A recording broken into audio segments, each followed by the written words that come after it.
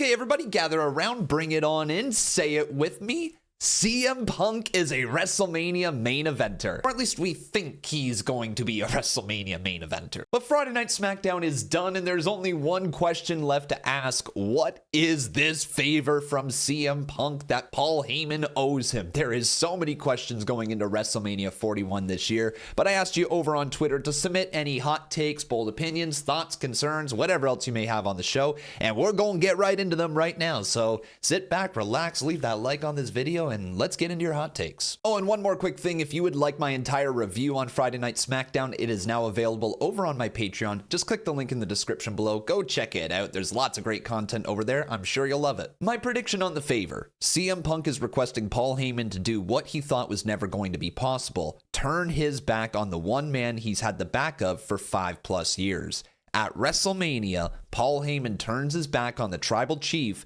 and ends up with CM Punk. What is the favor? What is this damn favor that CM Punk is owed by Paul Heyman? So many people speculating that it's going to be Paul Heyman helping CM Punk win in the main event of WrestleMania Night 1. And that could very well be the case when CM Punk decided to say that this wasn't the favor, meaning that whatever Paul Heyman did for CM Punk wasn't exactly what CM Punk asked. He gets to main event Night 1, but I wonder if CM Punk said he wants to win in the main event of WrestleMania. And if the favor is that Paul Heyman has to guarantee a CM Punk win in his main event of WrestleMania, we could see Paul Heyman actually turn on Roman Reigns, which, by the way, that would be insane seeing Paul actually turn on Roman. I know Paul Heyman has a history of turning on every single person that he's been aligned with through the years, whether your name is Brock Lesnar, Big Show, Cesaro,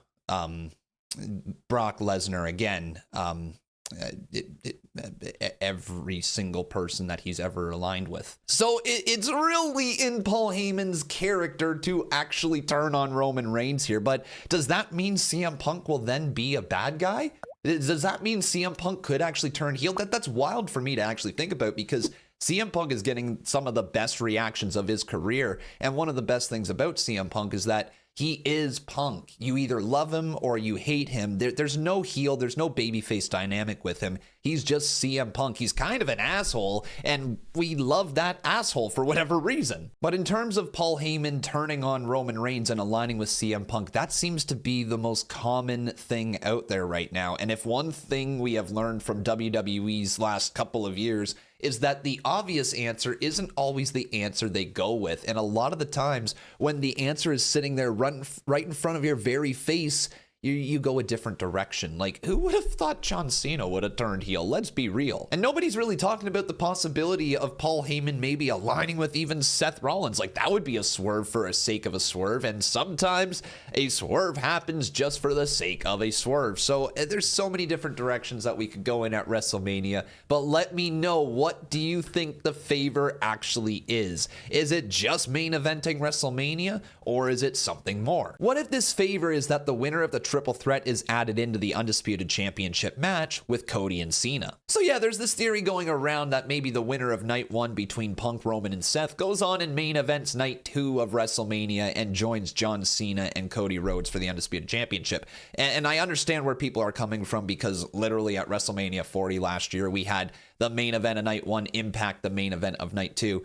But I also just don't see that happening this year. It doesn't make a lot of storyline sense considering how much time and effort has already been put into John Cena versus Cody Rhodes. And I also don't understand where this favor from Paul Heyman plays into this. I don't understand how Paul Heyman could just randomly get somebody inserted into the main event of Night 2 of WrestleMania. There would have to be a lot of plot holes be filled here. But one idea that I do love in order to make this main event feel like an even bigger deal is making it a #1 contenders match. I'd love the end of Night 2 of WrestleMania to be like the winner of Night 1 and the winner of Night 2 staring each other down, teasing us for what's to come. And can you imagine if John Cena does win that match, but then CM Punk wins Night 1 and the end of WrestleMania Night 2 is John Cena and CM Punk staring each other down with Cena raising the title high over a fallen Cody Rhodes? That to me could be a great way to end the show of shows, and I'd love to see it. But what if night one of WrestleMania ends in a different way? What if we see Seth Rollins and The Rock shake hands a la Austin and McMahon? This idea that Seth Rollins is so hell-bent on stopping CM Punk from main eventing the night one of WrestleMania, or hell, at least winning night one of Mania, could very well mean that he could sell his soul to The Rock and do absolutely everything he can to stand in CM Punk's way. And this idea of Rollins crashing out so hard that he literally sells his soul to The Rock after telling Cody Rhodes not to sell his soul, oh, I need to see that. And if Seth Rollins does actually sell his soul, then you have so many matches lined up right there. Of course, you got Seth Rollins versus CM Punk again. You got Seth Rollins and Roman Reigns. You got Seth Rollins and Cody Rhodes again down the line. There's so many different directions we can move in if Seth Rollins were to shake hands with The Rock and join his little faction alongside of John Cena, of course, Rocky himself, and Travis Scott for some reason. Do I personally think it's going to happen? No, I don't see Seth Rollins joining The Rock's faction. If anything, I see there being a bigger swerve with Randy Orton down the line. However, we'll wait and see. We'll find out in due time. But WrestleMania 41 is going to be a great show. Let me know your thoughts. Do you think Seth Rollins actually joins up with The Rock? Damian versus Drew is turning out to be a great feud, and I'm sure their match at Mania is going to be a runaway hit. All the credit in the world to Drew McIntyre and Damian Priest. They have taken a feud that not a lot of people were interested in, and now, to be perfectly honest, has been a pretty great build. I'm looking forward to Damian and Drew at WrestleMania. Am I still disappointed that Drew McIntyre isn't involved in a bigger storyline, involved with the championship? Shut up, dog! And like many others, I still probably believe Drew McIntyre belongs in this whole Roman Reigns, CM Punk, Seth Rollins feud, but hey, you know, it just didn't fall that way this year. And so Drew McIntyre needs something to do at WrestleMania, and honestly, he's done a great job. Him and Damian Priest have done a great job with this whole build, and last night took another large step forward. That South of Heaven chokeslam from the Timu Taker was amazing. Rest in peace, asshole. And on paper, it does make a lot of sense why this match is going down when you look at WrestleMania 40 and what happened there with Drew McIntyre losing his world championship to the man that cashed in on him. Well, if you were just watching WrestleMania 40 and then you only watched WrestleMania 41 and you watch nothing in between, this match makes a lot of sense. You'd be like, oh yeah, I remember that dude costing that man that title. Yeah, I see why they're fighting this year. So I can understand why it's going down. And one of the big things about pro wrestling is remembering that you have to be along for the ride. It's not just about the destination. And sometimes you hear a match being announced, you're like, oh yeah, not really all that excited for it. But if you give it 4 to 5 weeks of build, by the end of it, you may be like, hey, yeah, dude, I'm looking forward to that matchup. And I think that's exactly what's happening here. I'm excited for Drew McIntyre and Damian Priest.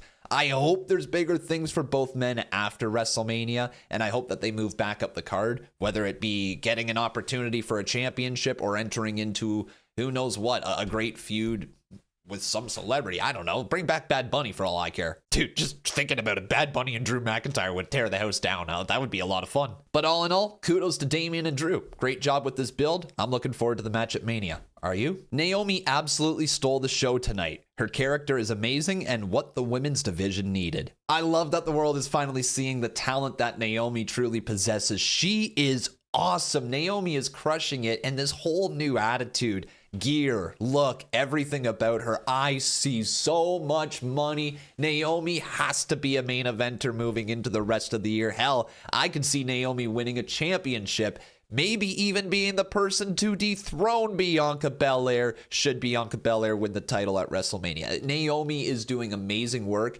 and it would be awesome to even see Naomi go over Jade Cargill at WrestleMania. I know it's probably not going to happen. Jade Cargill just coming back. But, like, can you imagine if Naomi was the one to beat Jade and Jade is going on this losing streak after losing to Liv Morgan and now maybe losing to Naomi? Oh, could be interesting TV. She absolutely did steal the show, though. That promo stood out, even with the promo at the end of the night, even with CM Punk getting his main event moment at WrestleMania. Naomi is absolutely one of the main talking points coming out of SmackDown. And not only is it just because the delivery of her promo was awesome, no longer is it just like Naomi as a second fiddle character. We see mega money here in Naomi, and it's her time, man. Naomi has been criminally underrated for her entire career, and I love that she's going to get this spotlight. looked like $1,000,000 with that caution tape wrapped around her. It was like a throwback and acknowledgement to Owen Hart, which I think everybody's going to love as well. Just some incredible character work from Naomi, and I can't wait to see what Jade Cargill and her do at WrestleMania. Are you looking forward to the match? Or at least, I hope it's at Mania. Please, Triple H, don't put this on the SmackDown before Mania. This belongs at the show of shows. Punk and Heyman got legitimately emotional there. I could feel it. I'm wondering if CM Punk found out that he was main eventing WrestleMania in real time during that contract signing. There was something special about Paul Heyman going up to him and being like, "You're closing the show." CM Punk, like, you're main eventing WrestleMania, giving him a kiss on the head. Who knows what he said with the microphone pulled away. Like, this was a moment between a mentor and a protege, two friends, two lifelong friends in this business who have been through thick and thin together, who have been through the highs and the lows. And now CM Punk is getting to main event WrestleMania, his dream that he has wanted for so damn long. He went away for 10 years and he came back and he accomplishes his dream. It tells you right then and there, never give up on your dreams. You never know where life is going to take you. But even if CM Punk did know beforehand, getting that moment where it was actually officially said on TV had to be like this giant monkey off his back. He's been chasing this moment for, like I said, years, his entire career. This has been his goal. And now at WrestleMania 41, we get to see CM Punk main event a WrestleMania. It's amazing, such a feel-good moment. And if you didn't get a little teary-eyed, if you didn't crack a smile and have this feel-good moment when you heard CM Punk was main eventing WrestleMania, then damn it, man, you missed out. You missed out on the career of Punk, because this was one hell of a moment. Hot take, we will get GTA 7 before Khan acknowledges Roman. Dude, you'll get GTA 8, GTA 9, GTA 10, maybe even GTA 11 before I even consider acknowledging Roman Reigns. Ain't gonna happen. You're lying. Kinda annoyed the women aren't main eventing after so long. I feel this year was their year with names such as Bianca, Rhea, and Io. It really could have been a possibility. I do think it was a major possibility that Rhea, Io, and Bianca were main eventing night one of WrestleMania, and it had to be in consideration. I'm sure that they were bouncing ideas back and forth. Does Charlotte Flair and Tiffany Stratton close out the show? Does CM Punk, Seth Rollins, Roman Reigns end it? Do we go with the triple threat between Bianca, Io, and Rio? Is there maybe a reason to put Gunther and Jey Uso on, although the fans have totally chosen their side with that, and they said no yeet to that match main eventing. But when the dust settled, I'm pretty sure they decided on CM Punk, Roman Reigns, and Seth Rollins, because those are three of the biggest stars that the industry has today, and Bianca, Rhea, and Io just probably aren't going to be able to compete with that level of star power, even though that Rhea Ripley's reach around this world is insane, and Bianca Belair is one of the biggest stars the women division has ever had. She, in fact, has main evented a WrestleMania already against Sasha Banks. Now, besides star power, one of the other reasons why I can see Roman Reigns, Seth Rollins, and CM Punk main eventing night one is because there's going to be something that goes down at the end of that match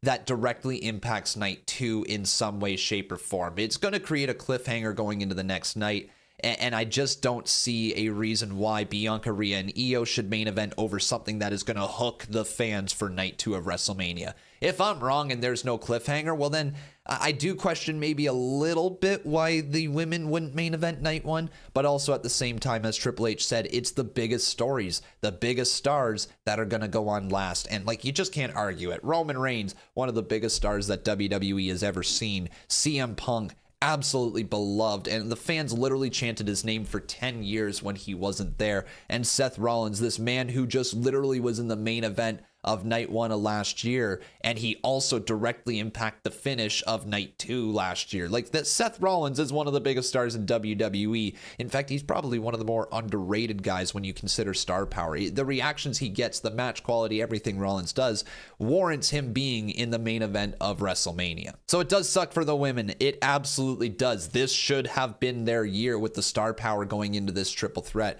But unfortunately, another triple threat just happened to overshadow it. CM Punk main eventing WrestleMania is long overdue. Should have happened during his 434-day WWE Championship run, where he faced Jericho. The wildest thing about CM Punk is that he didn't main event WrestleMania. Like, I was just looking through some of these matches, and it's crazy that he didn't main event when he was facing Chris Jericho. Like, we got twice in a lifetime of Rock and John Cena. And the hilarious part is Rock stole his main event that time, and it felt like Rock was also coming back to steal CM Punk's main event at Bad Blood when he faced Drew McIntyre, just so he could do the 3, 2, 1 or 1, 2, 3, whatever was it a count up? It was a count up, wasn't it? 1, 2, 3. Yeah, something like that.